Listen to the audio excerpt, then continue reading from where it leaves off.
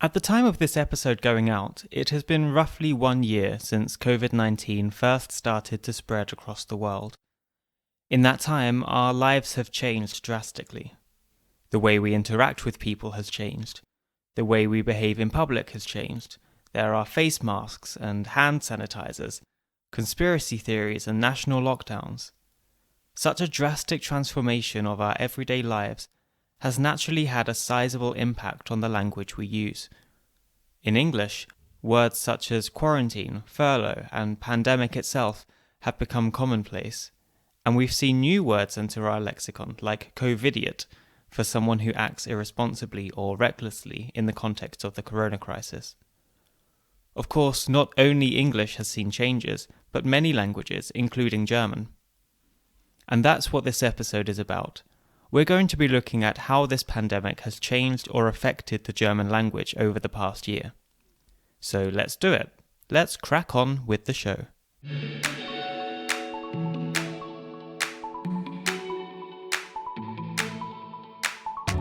This is Yellow of the Egg, the podcast where we form a social bubble with the German language. I'm Luke Green, and this is episode 2, Corona and German.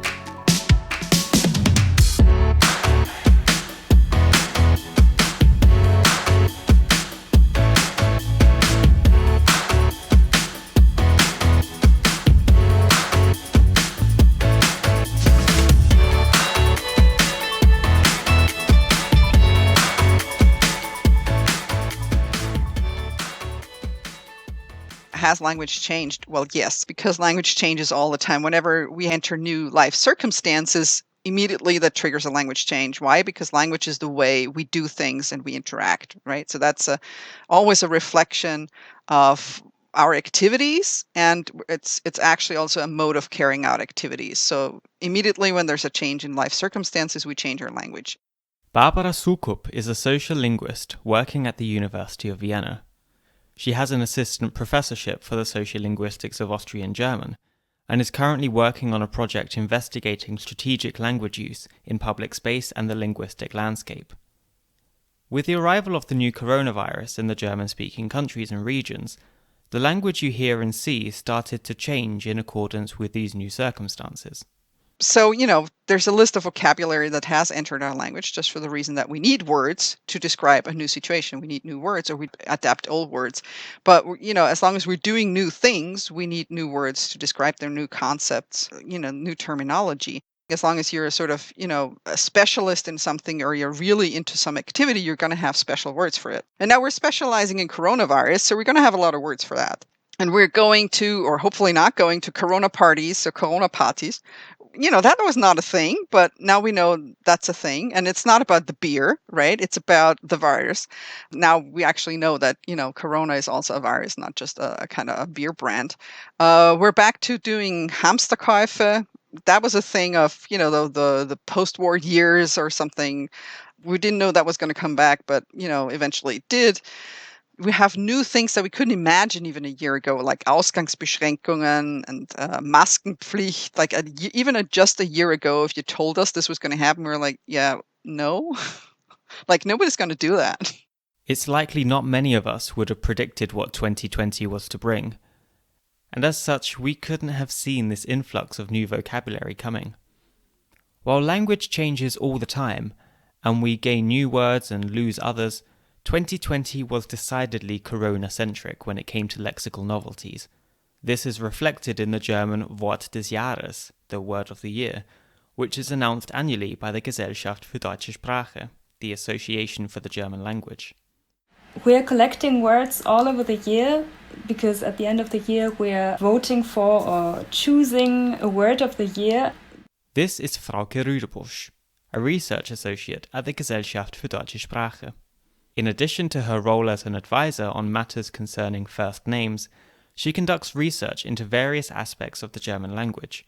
The corona pandemic dominated the German language, as with many other languages, to such an extent in 2020 that over half of the top 10 words in this collection were related to corona in some way or another.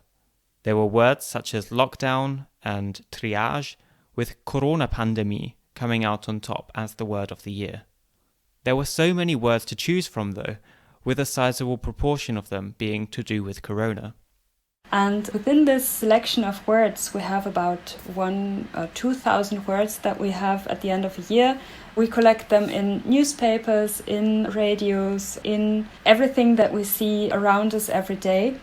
Among the words that have become popular over the past year are completely new words, or new uses of old words.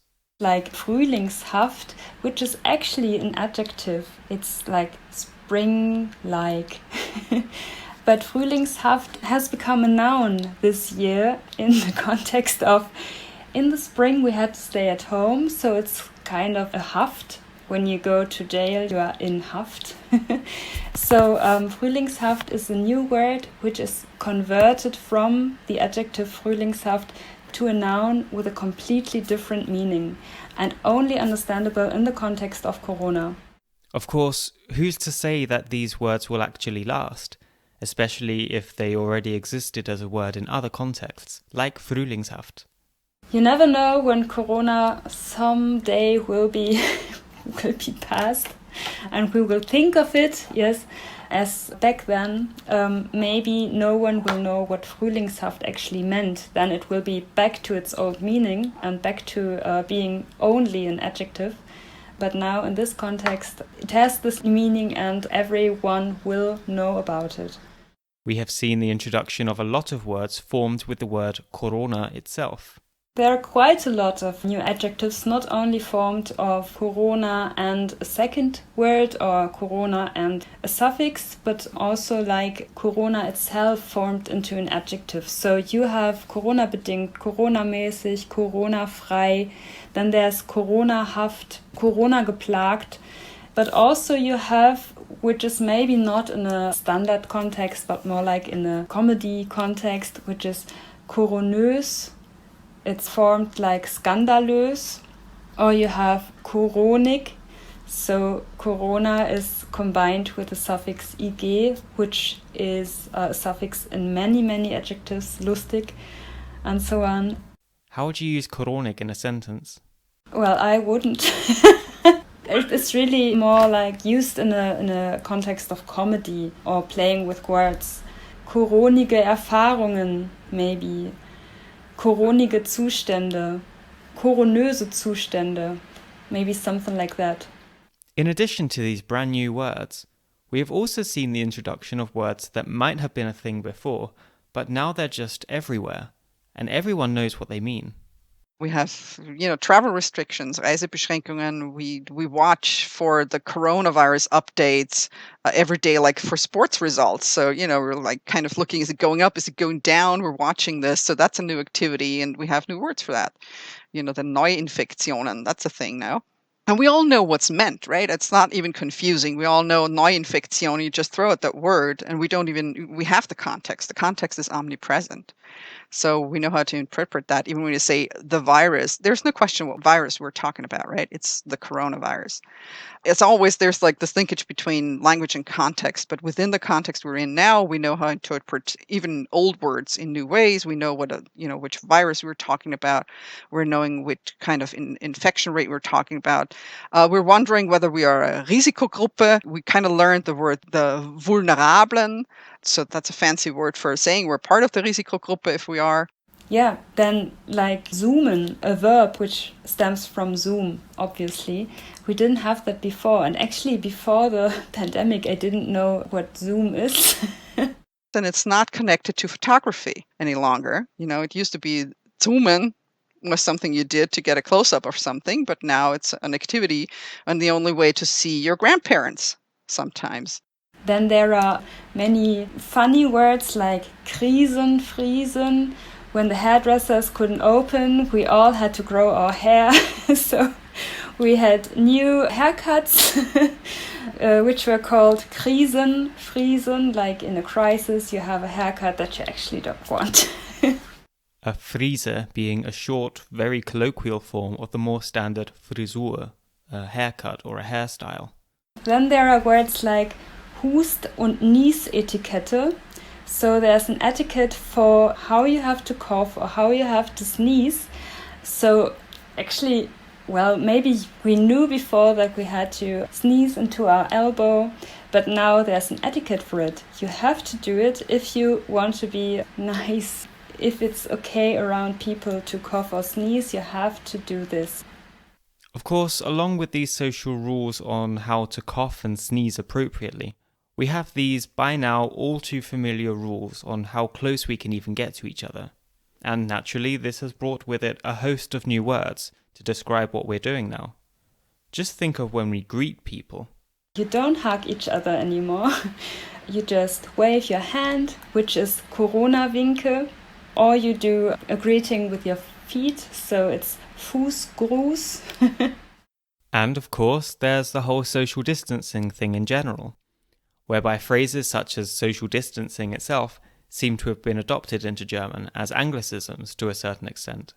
Well, the social distancing one, actually, I feel like that's one we like because Abstand halten, to some extent, it just sounds old. I mean, there is this thing. If you do the research on language attitudes and anglicisms, you do find that anglicisms and English sounds more modern and sort of maybe even progressive and global and international. And if that's something you want, then you go with the English word, right? So, even maybe it's even cooler or younger. I don't know why we need to be cool and young about this, but I also think it's this, I'm going to use the word distancing, but it's also a sort of like a personal distancing from a word. It's words that you don't like are maybe easier to handle if you use them in a foreign language. I certainly find myself swearing more easily in English, and I'm sure I use worse language than I ever would in my native language because I have this certain, I didn't grow up swearing in English, so I don't have this innate horror of certain terms, the F word, for example.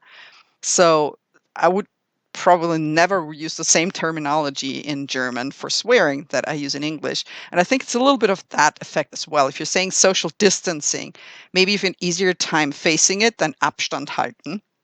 But in addition to English words perhaps being easier to deal with than the German ones for many German first language speakers, there is also the component of the German equivalents not quite capturing the same essence of the English terms.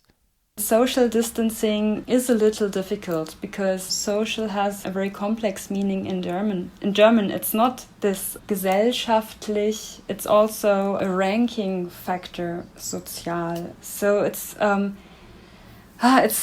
bit difficult to translate it. Maybe you can say Abstand halten, but that's not quite the same because you can socially distance yourself from others by you're secluding yourself at home.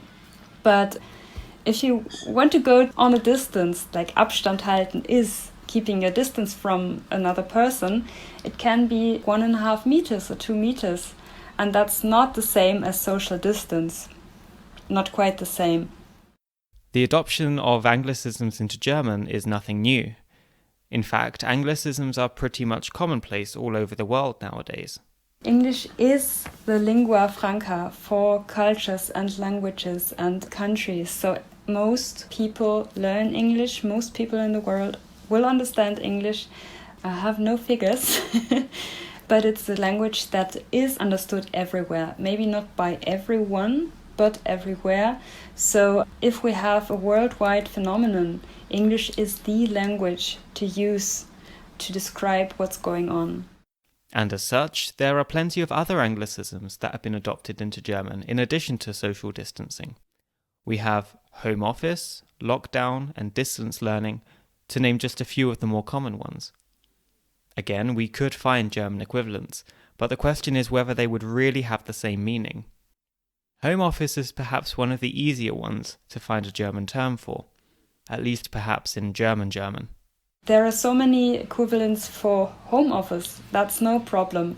Like Heimbüro is a very common German word, actually. It's no problem to understand it. Everyone will know what it actually means. Then there's a new word which is Kammer, office, which is a hybrid of, obviously, Kammer for room. Office stays the same. Certainly in the terminology of the university where I teach, we did used to talk about home learning, which wasn't a thing, I guess, in English. I think home learning was not a word or like an expression. So now we're talking about distance learning and we're talking about digitale Lehre actually, and we know what hybrid teaching is. It seems sometimes the German equivalents make it to some extent, like digitale Lehre, but sometimes the English terms seem to prevail, like with home office or distance learning. And of course, there's the big one, lockdown. Even governments of German-speaking countries are using this one, perhaps because there simply isn't a nice convenient German equivalent that truly captures all there is to this word. Lockdown, another word which is a little difficult to translate because there's only a verb actually which describes it in Germany, which is herunterfahren, to shut down, to lock down everything. Du fährst herunter. You shut your shops, you lock down your economy. It's much easier to describe it with a noun in English than in German. So maybe Ausgangssperre would be a word, but it's not the same as lockdown. Ausgangssperre essentially being a ban on going out, which only really covers part of lockdown, the staying at home part, not the shutdown of the economy, for example. In Austria, we refer less so to an Ausgangssperre and more to Ausgangsbeschränkungen, so restrictions on going out. Still not capturing the whole essence of lockdown. And then there's simply the way the word lockdown sounds that might make it more appealing to use in German. Because, I mean, the lockdown even, like, it has a certain severity to it, right? It's not just a closure. It's like it's a thing. There's like a machinery that does this. So there's like all these locks and bolts kind of that in the metaphor that get like, closed and locked. But, even myself, I just used it to describe what my kindergarten is going through. They're in lockdown. And that's it. You can't get in. But sometimes the anglicisms are used just because it allows for wordplay that isn't possible in German, such as one of my favourite anglicisms in the context of Corona. The mask has become a must-have. Get it? Because the mask is a must-have, so it's a mask-have? Puns aside, the masks that we all have to wear nowadays are a great source of new language material. In German, you can refer to them in everyday speech as Masken, just like the English masks. But we can hear a whole range of other terms for them, depending on the context and the region. There are so many words for the mask, which is like Schnutenpulli. Schnute is a word for the mouth in northern Germany, in the dialect up there. Pulli is a word for the sweater, so it's sweater for your mouth, actually. Trying to be funny, you might even call it Gesichtsfetzen or something. Which translates to something like a face rag. But that's probably when you're just annoyed with it, right? This is of course very different to how these items are referred to in official settings. In the UK, a mask is often called a face covering by the government, which is perhaps a little misleading since you're only supposed to cover half your face. The German-speaking world is a little more specific in this context. We do have the word Maske, of course. It's the most common, I think. But we do also have a lot of new and other words like Mund-Nase-Bedeckung, which is a mouth-nose covering. And I think, as you said, it's more specific as Maske, but, well, it's also not only more specific, but it's also used in a more standardized context. So if we talk about what we have in our faces, I would never say I have a Mund-Nase-Bedeckung with me. I would say I have my mask with me. So I think it depends on where you use it, how it's used, if it's used to describe the Mund-Nase-Bedeckung compared to FFP2 Maske, for example, which is a more medical thing. This Mund-Nase-Bedeckung is the more common official term in Germany.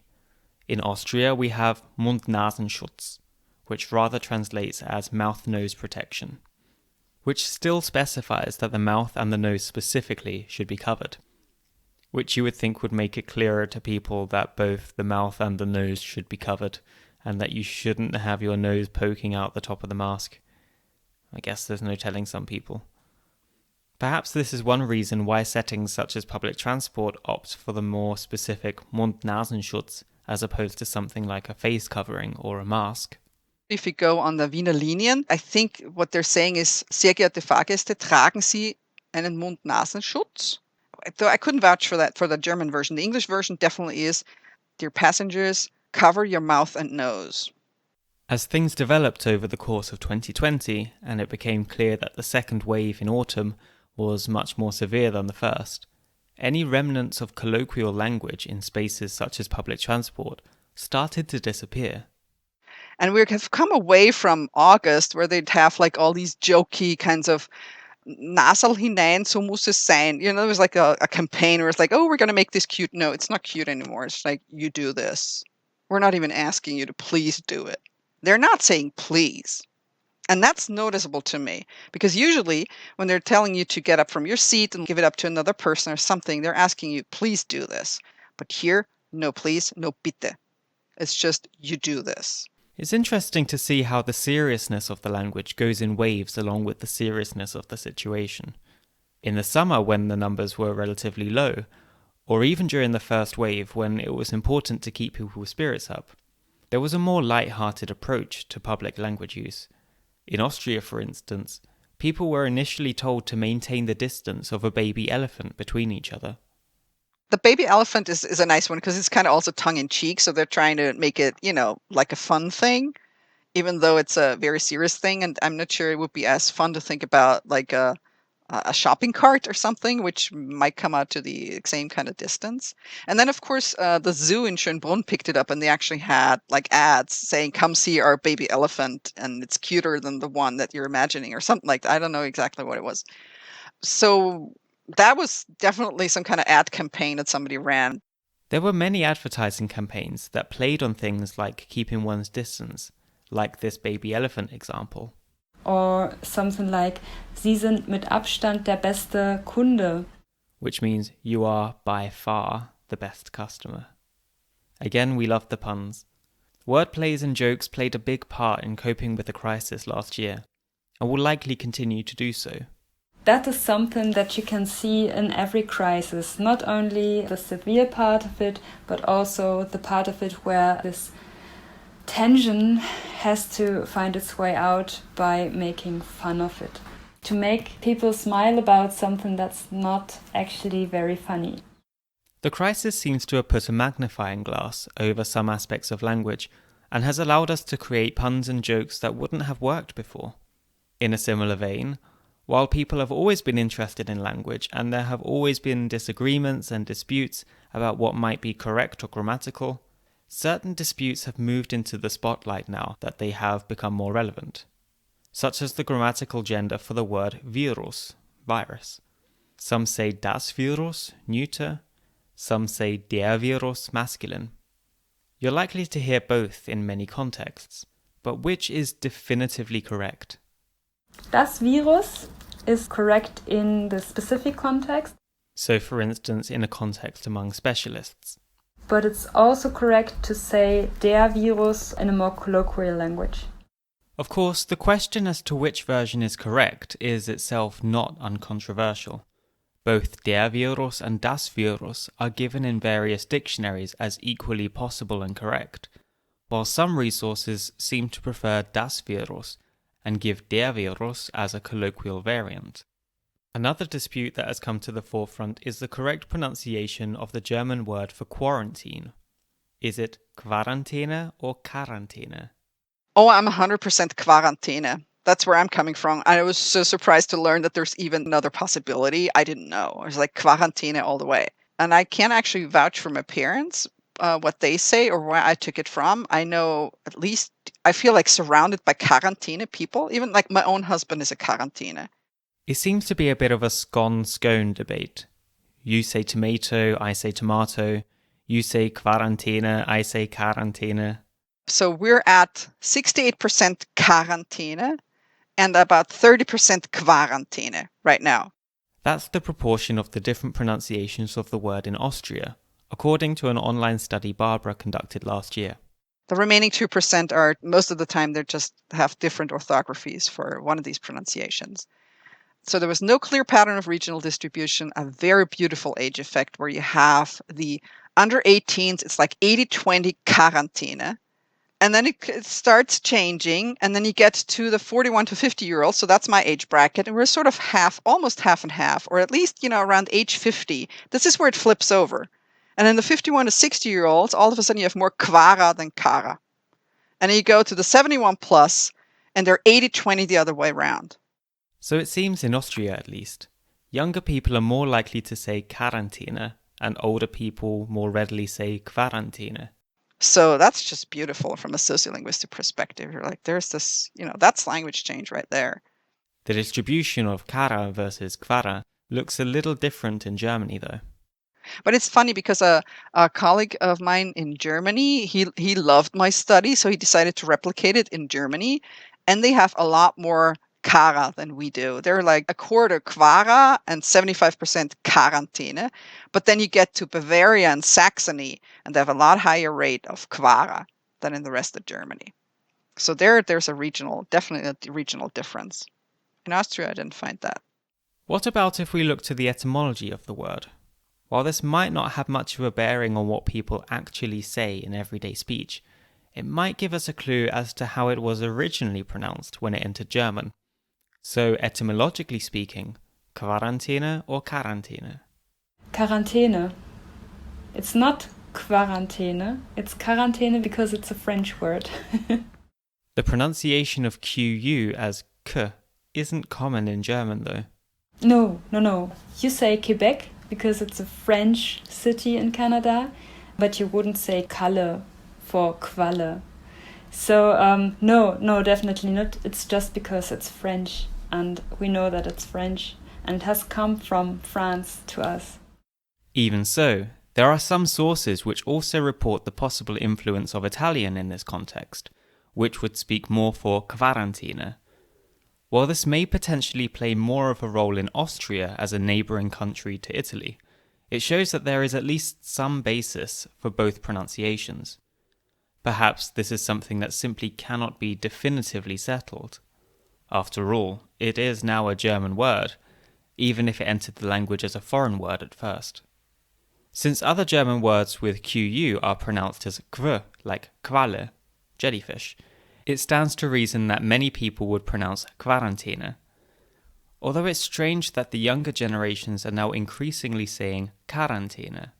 But it's so fun, actually, because you can endlessly talk about language, and nobody's going to be right or more right than the next person, right? It's all just going to be like these feelings about language, a Sprachgefühl, whatever, and wherever you picked it up. But this Quarantäne thing is it's a fun thing to investigate because it was so under the radar, right? We didn't have any use of the word, or at least a lot of use for the word for the longest time.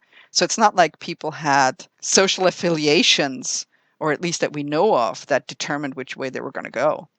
But, who knows what underlies this kind of variation?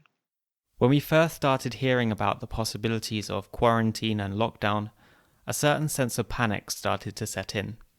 And when the first lockdowns were announced, we saw all over the world as people started to panic buy and hoard items such as toilet roll, flour and yeast. In German, there is a great word for this, Hamsterkäufe. But what does panic buying have to do with hamsters?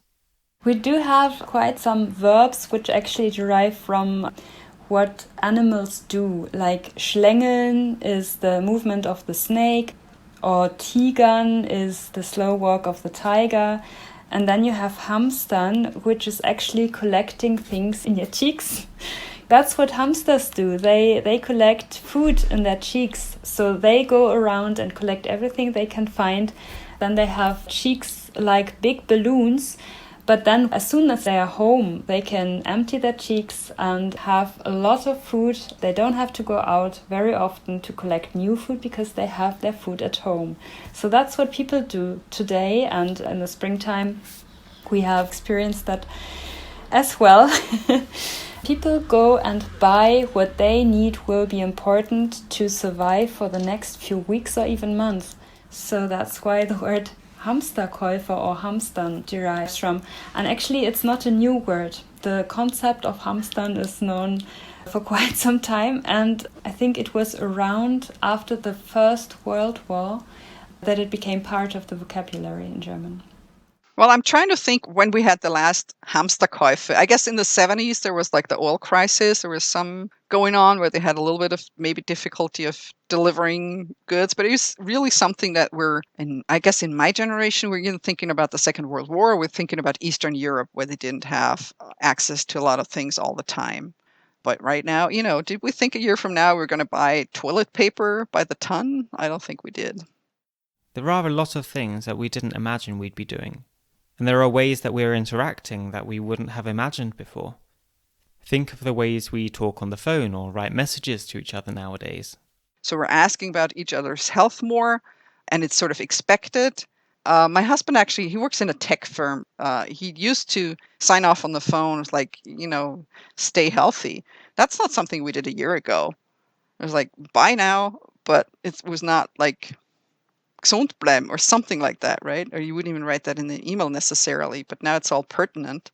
The phrase bleiben Sie gesund can now pretty much be seen or heard in any interaction where you need to say goodbye at the end. Although it's not new. Well, you have heard it before, definitely. Maybe, if your pharmacy had a writing to you, or these magazines from the pharmacy, if you bought a medicine, or if you went to the doctor, or whatever, or if you had an advertisement on the TV, it said, bleiben Sie gesund, in the context of medication.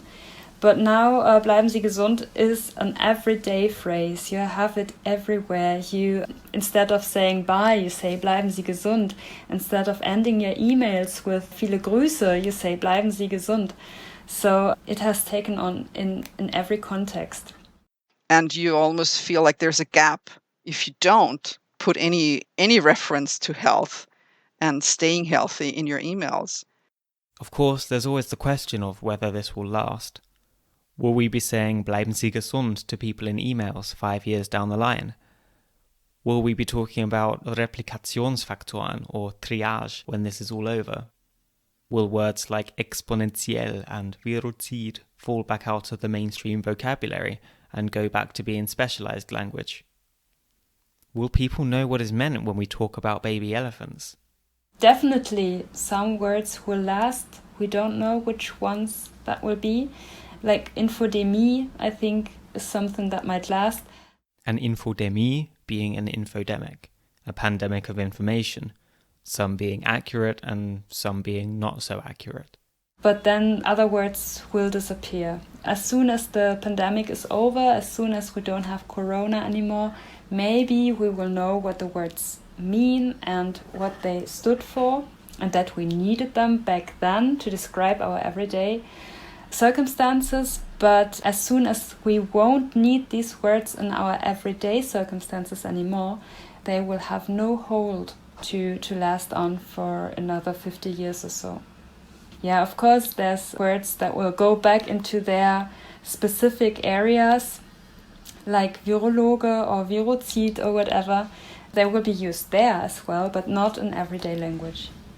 As long as the activities and things that we use and do stay, then the language stays. And it'll still change because there's fashion and there's always going to be like new waves of language use coming in, just because, people feel like the old ones got too specific or too tied to a certain context, and we need new words or new nuances even of words to come in. But, if we're keeping up the habits and the activities and the things, then we're keeping up the language. And if those change, then it just all goes out the window. And I guess a lot of the things that we have acquired, we're very happy to see go. Like, I don't need to know. I don't need my grandchildren to know what a Gesichtsvisier is. But maybe they'll have to. I don't know.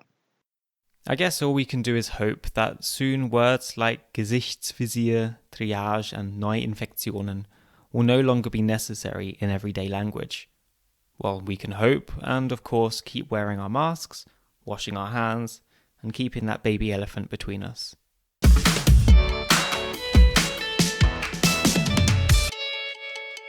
Thank you so much to Barbara Soukup of the University of Vienna and Frauke Rüdebusch of the Gesellschaft für deutsche Sprache for joining me for this episode. You can find information about Barbara's work, including her Quarantäne study, as well as a lot of links to pages all about corona language recommended by Barbara on the podcast website yellowoftheegg.com. Barbara is also collecting data for another project she's involved in, and she's looking for any interesting artifacts from the Austrian linguistic landscape, language use on signs, on rubbish bins, on posters. So if you want to send her anything you find interesting, she'd be grateful for the contributions. I'll put all the information on the website, definitely have a look.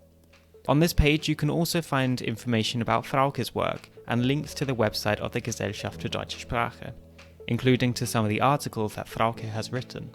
The article series about the language of the coronavirus pandemic on the GFDS website was partly the inspiration for this episode, so it's definitely worth checking out. If you want to get in touch with me, you can find me on Instagram at YOTE that's YOTE podcast, or you can send me an email at yellowoftheegg.podcast@gmail.com. Remember to subscribe and leave a nice 5-star rating so this podcast series can get out to as many people as possible. That would make me very, very happy indeed.